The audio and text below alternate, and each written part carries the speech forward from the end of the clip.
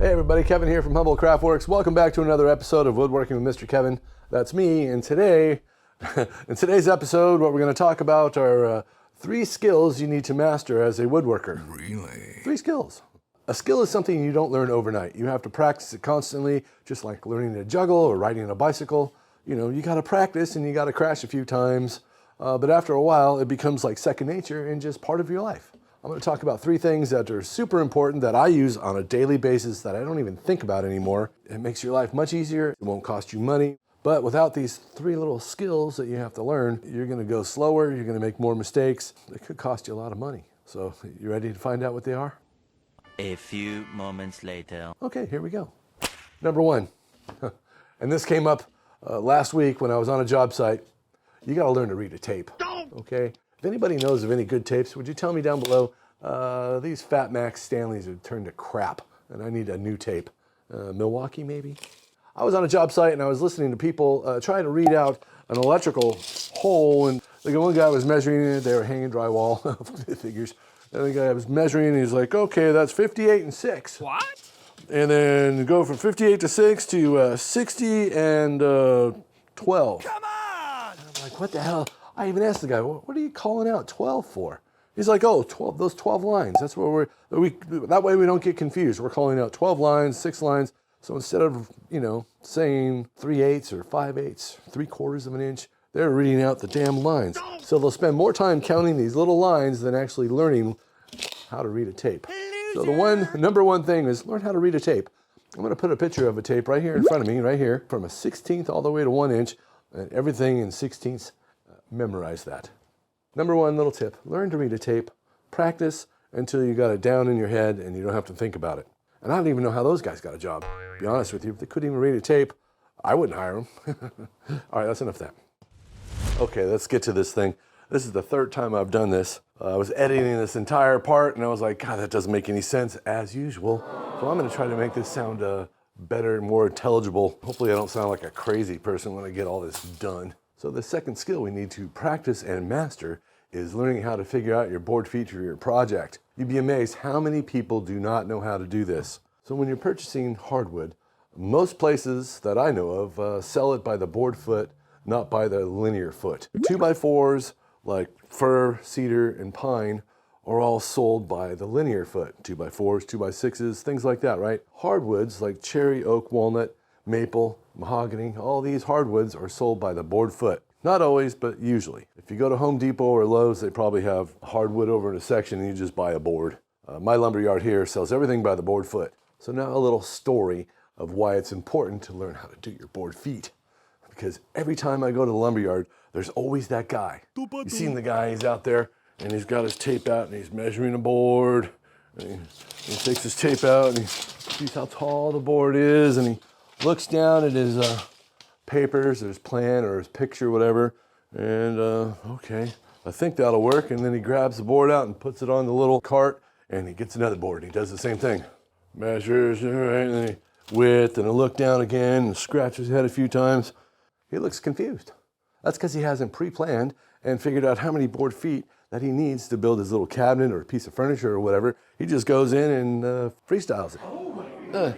He's not sure whether he should buy this board or buy that board. Is this one too long? Is it too narrow? Sometimes I'll go up to them and, if they look confused, I'll say, how many board feet do you need for your project? And most of the time I get the answer of, well, I'm not sure, or I don't know, because the place where I buy all my lumber, the board feet are written right on the boards. You just have to measure how wide everything is. And it says right there on the board, 4 board feet, 6 board feet, 10 board, 12, 15, whatever, it's right on the board. I was just at the lumberyard yesterday, and I pull up and I see a guy with 2 boards down with his tape out, looking at his wood. Ew! I go in, buy some finish, purchased about $1,000 worth of wood, and left 20 minutes later, and off I go, and I see the guy, he went from 2 boards to now 5 boards, and still had that bewildered look on his face. We're gonna learn how to do board feet today, so you won't be that guy in the lumberyard with a tape and scratching your head and looking silly. I know some people like to hang out in the lumberyard and just pick out wood and look at wood all day long. If I worked that slowly and it took that long to pick out all the lumber, I'd be out of business. So let me try to explain how we're gonna go about figuring out board feet in the fastest, simplest way possible. Really? So we're gonna start with all the nominal numbers, okay? 4/4, 5/4, 6/4, 8/4, 10/4, 12/4, 16/4. When we say 4/4, it's a nominal number. So the number 4/4 would actually equal 1 inch, and it's supposed to be 1 inch rough, but it doesn't always match. It's not actual thickness of the wood, it's just the name of the wood, 4/4. So I'm gonna put a big list up here on the screen. We're gonna go from 4/4 all the way to 16/4. I'm gonna write what the nominal number is, and I'm gonna give you the rough size when you buy it rough, and then the actual thickness once it's been planed twice and is smooth. So when you're going to purchase wood, if you need something that's 1 inch thick, you don't wanna buy 4/4, you wanna buy 5/4, and you'll see why in a second. Okay, here we go. I wrote this all down here so I wouldn't forget, because you know, it's me. 4/4, it's 1 inch rough, so the actual usable thickness is 13/16. So 5/4 rough would be 1.25 inches. The actual thickness would be 1 1/16. 6/4 would be 1.5 inches. The actual would be about 1 5/16. 8/4 rough would be 2 inches thick. The actual usable size would be 1 3/4. 10/4 rough would be 2.5 inches. The actual size would be 2 1/4. 12/4 rough would be 3 inches. The actual usable size would be 2 3/4. And 16 rough would be 4 inches thick, and the actual usable size would be 3 3/4. So you can see, once planed smooth, you lose about 1/4 of an inch per board. So if you start out with a 10/4 board and it's 2.5 inches thick, by the time you usually get it all flat and smooth and beautiful, you're down to 2 1/4. Screen grab all these numbers up here, and hopefully that'll help you out somewhere down the line. Some people don't know these things, and you can use it later on. It might come in handy. When you go into a lumber yard and you want the thickest material possible, you ask for rough sawn lumber. Rough sawn lumber looks like this right here. 2 inches thick by 6 inches wide by 14 feet long. This was vertical grain fir. You can see that right there, really nice, but it came super rough. The thickest possible, because I made doors out of this. I made a solid Doug fir door out of this material here. Yeah, 1.5 inches thick, 20 by 84. But I bought it rough because I wanted to get it as flat as possible. So that's what it looks like, nice and rough, compared to this side, which I face jointed and planed. Anyway, so that's what rough sawn looks like. It's the thickest material you can buy. The second thickest material you can get is something called hit and miss. So this is nice. This is Peruvian walnut. It's planed on one side. The other side they planed also because they got it to 15/16, but you can see it missed. So they just run it through the planer at, like I said, 15/16, which this is, and they don't care what one side looks like. As long as you got one good side, you can go from there. The next material that is even thinner than that is surface two sides, or S2S. Put it up here on the screen. S2S means surface two sides, and it's usually the back and the front that they surface until it's smooth. Smooth and beautiful. So surface two sides means they actually surface both sides until they're beautifully smooth. And if you're buying 4/4 and it's surface two sides, it's usually 13/16. That gives you a little bit more room to actually make it flatter if you want to. Every time they do something, like they have to mill something, it's going to cost more money to you by the board foot because they're actually milling the product for you. And the last is surface four sides, S4S. And I don't usually buy that. You can buy that at like Lowe's and Home Depot. It'll be somewhere in the rack somewhere, and it'll probably be like 6 inches wide, 3/4 of an inch thick, and like 8 or 10 feet long. So surface four sides mean they surface the back, they surface the front, and they surface these two sides here, so they're nice and square. So you can just go to Home Depot or Lowe's and pick them out, and you have yourself a nice board. You've got your rough sawn, your hit and miss, surface two side, and surface four side. Hopefully that was explainable and I don't sound like a crazy person. So just remember, you're going to pay a little bit more for the surface four side material because they had to run that through a 5-headed molder or something. The more they machine it and mill it, the more it's going to cost you by the board foot. Buy a thicker board, flatten it yourself if you can. If you don't have the machines or the tools, that's the best way to do it, surface four side. That way you can make yourself some nice shelves or whatever. Now we're going to get on to the actual figuring out the board feet. Board foot. What the hell is a board foot? So one board foot is equal to 144 square inches. 144 of them damn things. I'm going to show you something. I made props. Check it out. So this right here is 1 square inch. See that? 1 square inch. It's 1 by 1 by 1. Okay. It takes 144 of these to make one board foot.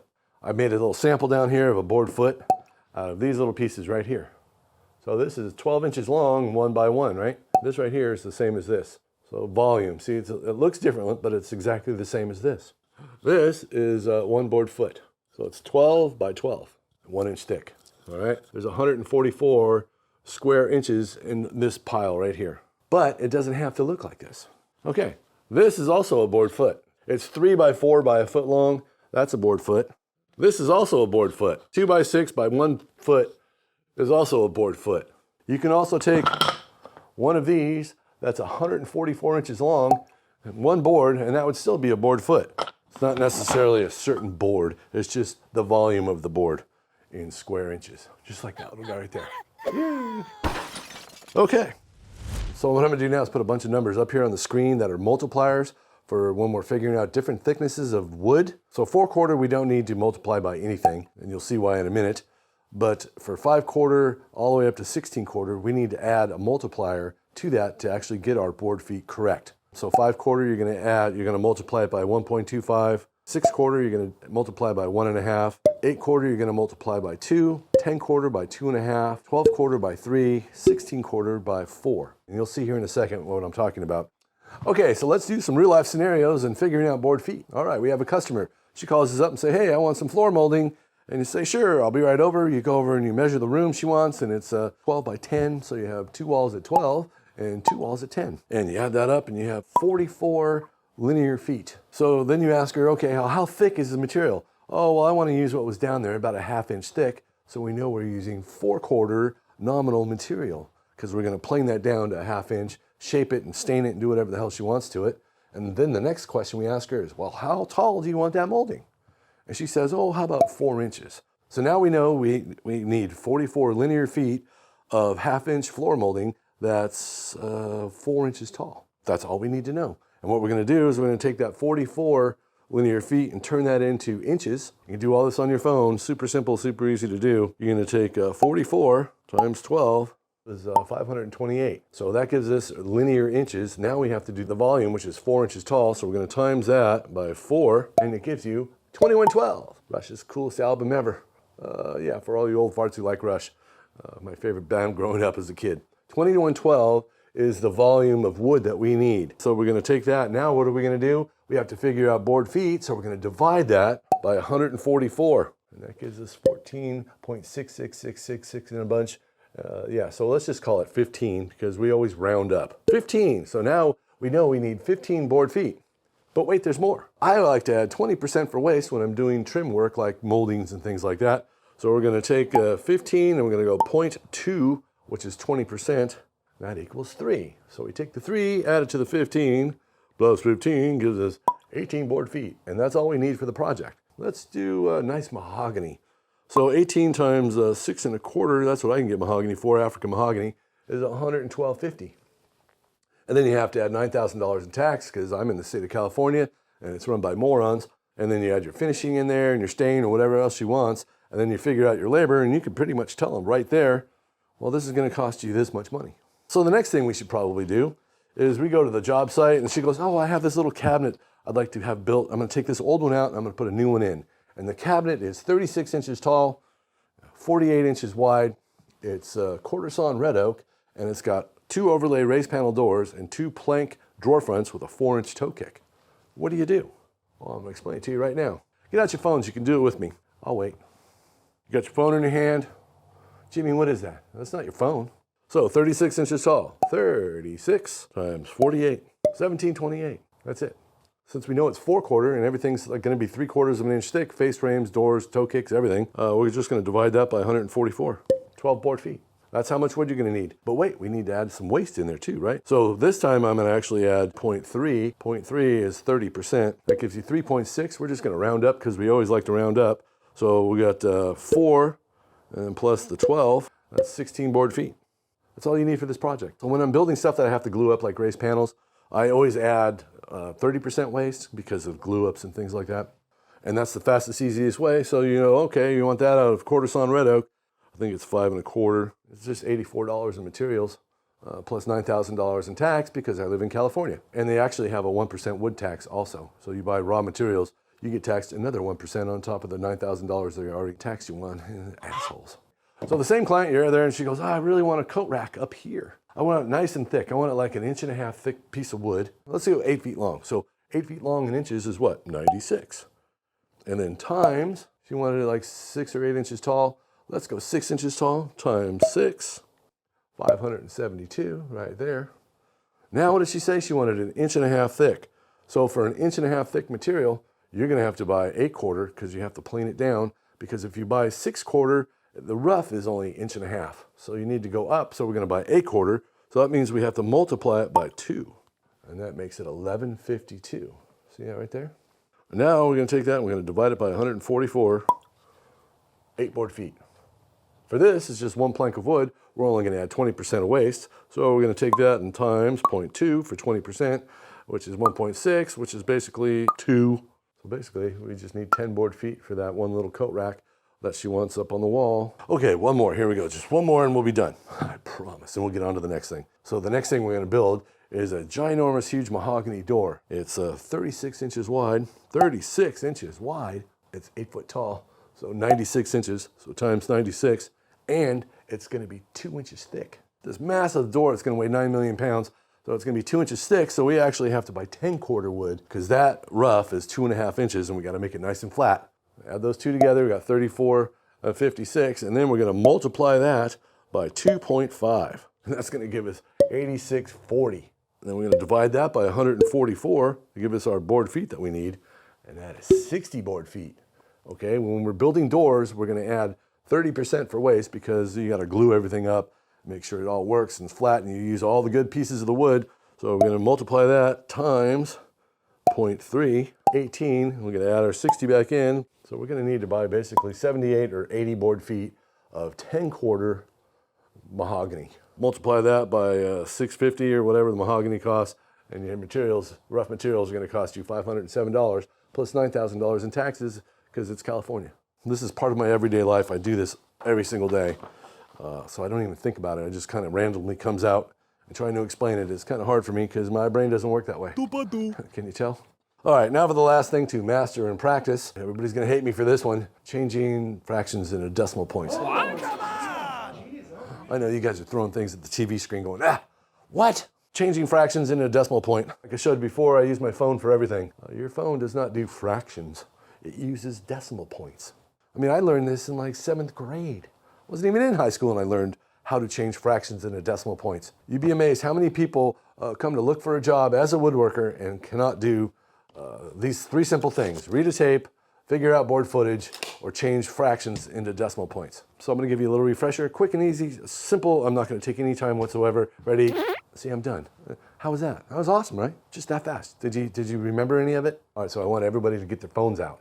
We're going to use your phones as we're doing this together. When I'm figuring out plans and I've got everything drawn up and I'm trying to figure out what size of rails there are, you have to subtract and add 1/4 or 1/2 inch here and there. And sometimes you come up with crazy numbers that look like this, and you got that decimal point right there, and your face goes blank.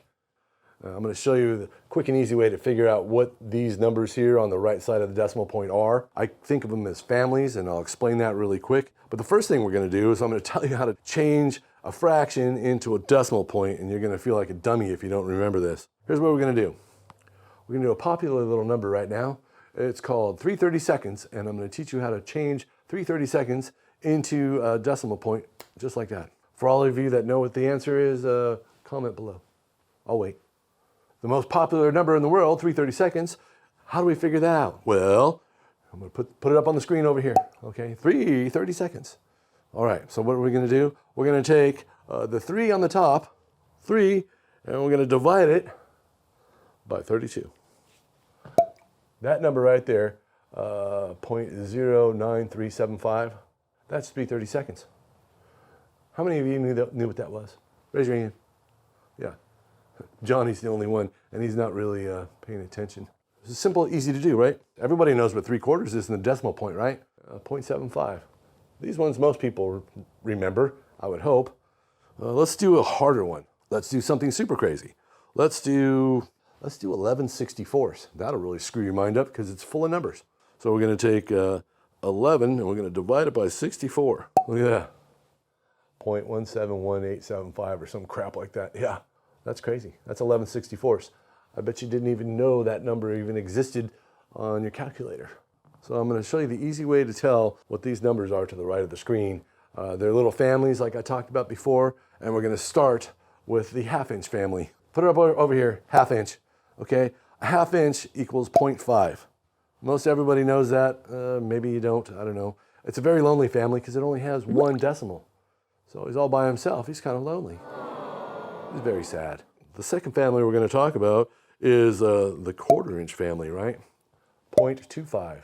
So there's only two kids in the quarter-inch family. There's Mr. Quarter, 0.25, and 3/4, 0.75. Those are the quarter-inch family. So if you get two numbers to the right side of the decimal point, you know you're dealing with quarters. The next is the 1/8 family, and there's quite a few of those guys in there because there's three numbers in the 1/8 family. So if you're working on something and you add up and it has three numbers to the right of the decimal point, you know you're in the 1/8. The next family we're going to deal with gets a little bit more complicated from here on out, is the 16th family. There's four numbers. So regardless if it's 9/16, 11/16, 15/16, it'll be four numbers to the right side of that decimal point. Because you added up a pile of numbers and you're trying to figure out how much to take off for the rails and this and that and the other thing. Somehow you come up with a number that says 102.0625. You're like, what the hell is that? 0.0625? Well, that's a 16th. And the 16th family, from a 16th all the way to 15/16, has four decimal points in it. And the last one is the 32nd family, and guess how many numbers are in that? There's 5. 0.03125 is 1/32 of an inch, and I'll prove it to you. How do I know that that's what it is? Because I'm going to take 1 and I'm going to divide it by 32. That's how I know. So if you get 5 numbers to the right of the decimal point, you're in the 32nd family, and if there's 6, you're in the 64th family. So now that we have all that figured out and we're smart as hell, now how do we put all this into practical use when you've just learned to read a tape? Because we talked about reading a tape in the beginning of this thing. I don't know where 22 and 23/32 is. How do I know? Well, here's what you do. You can't figure out where's on your tape, but you know your 1/8s or 16ths and your quarters really well, but you're not sure where the 32nd goes because it's not on your damn tape. Here's what you do. You take 23 and divide it by 32. So you got this number right here, 71875. Okay, you're not sure where that is, but you know your 16ths and your 8ths. What you're going to do is you're just going to add a 32nd to that. So, and it's closest to 3/4 of an inch. All right, so it's just below it. So you're going to always add up, and that'll give you the closest, either a quarter or a 16th or an 1/8.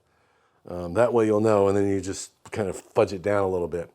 So if you had to memorize all of these fractional numbers from a 16th to a 32nd, all of them, you'd have to memorize 30 different numbers, which is kind of hard to do. So I'm going to put every damn number from a 64th to 1 inch with all the decimal points on it, including millimeters. So if you have to change it for millimeters, this sheet has every damn thing on it known to man. I'll put it right up here. Okay, screen grab this so you can actually save it, and you can use that as a cheat sheet, okay? And you can do this too. Here's another thing you can do. Let's say you know what an 1/8 is, 0.125. All right, we have an 1/8. I want to figure out what a 16th is, just divide that by 2. Okay, 0.0625 is a 16th. Now you want to figure out what a 32nd is, just divide that by 2. 0.3125, 0.03125. 32nd, you want to know what a 64th is? Divide that by 2. And there it is, 0.015625, blah, blah, blah, blah, blah. On and on it goes. So wherever you're confused and you can't find it on your tape, just add whatever number you're confused about. So if you're confused about a 16th, add a 16th to it on your calculator. So I got 3/16 and I'm not sure what that is. We're just going to add a 16th, and that brings you right to a 1/4 of an inch. So 3/16 is right below a 1/4 of an inch. You follow me? It's hard for me to actually explain something that I've got so locked in my head that it becomes part of my everyday life. I use this every single day of my life.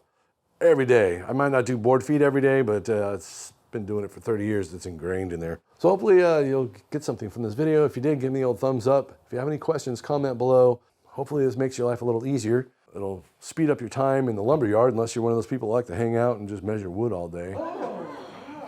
It's kind of strange. All right, everybody, there you go. Hopefully that was helpful. Thanks everybody who subscribed in the last month or so.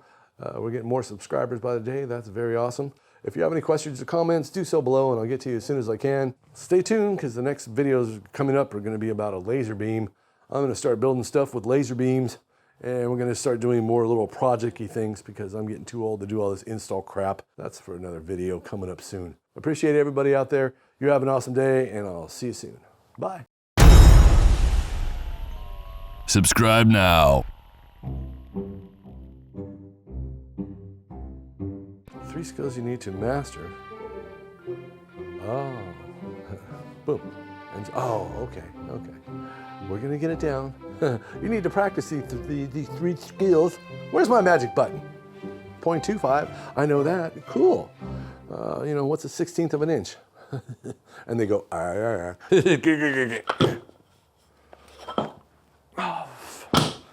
slippery ass motherfucker. Whatever. There you go.